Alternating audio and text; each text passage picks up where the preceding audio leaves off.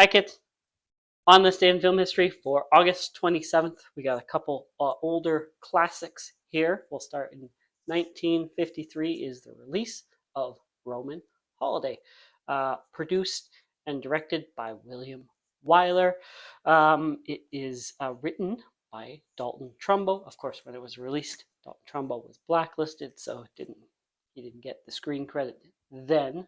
Retroactively, now we know Dalton Trumbo did it, starring Gregory Peck and Audrey Hepburn. Audrey Hepburn nominated and won Best Actress for this film.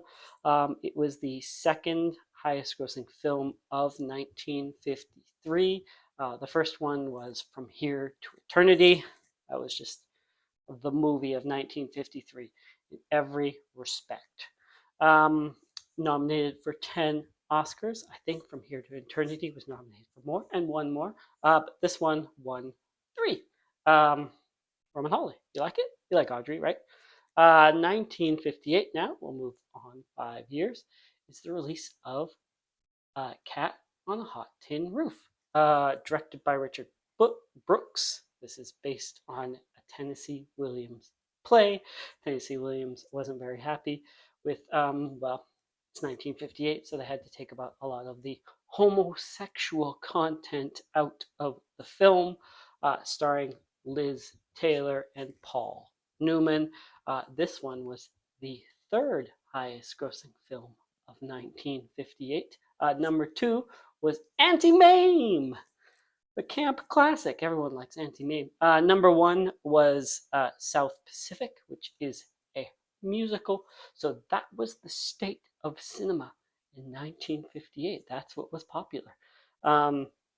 This one was nominated for 5 Academy Awards, did not win any of them.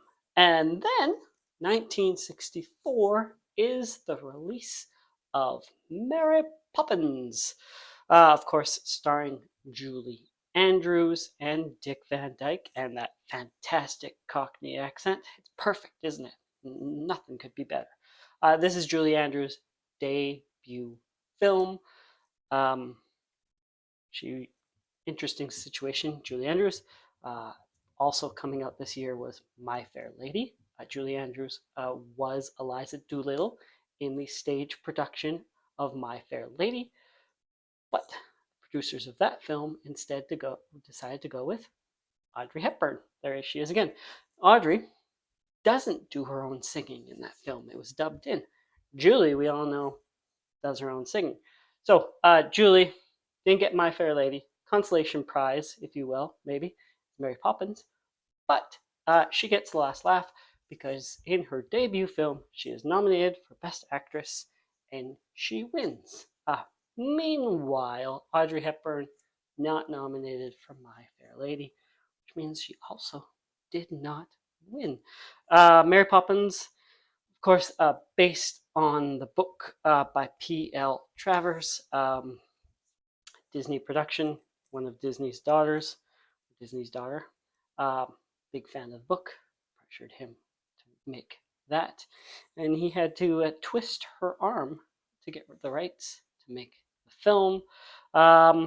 It was nominated for 13 Academy Awards and won 5.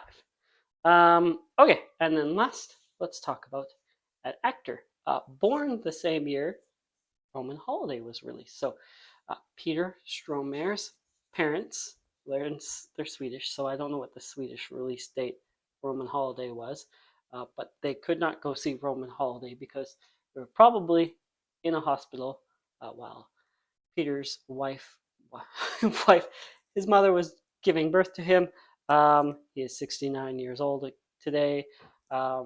Where do you recognize Peter Stormare for? I think of him in the Coen Brothers films. I thought, looking at his filmography, I'm like, he's in more than just 2 Coen Brothers films, isn't he? But from what I can see, he's only in Fargo, excellent in Fargo, and The Big Lebowski, also excellent in that. Known for his dry delivery, sort of that menacing look that he can get, often the bad guy, or kind of aloof sometimes. He's on Seinfeld. Gable episode, or is it Frogger episode? Yeah, he's also in John Wick 2. Happy birthday to Peter Stormare. Okay, see you tomorrow.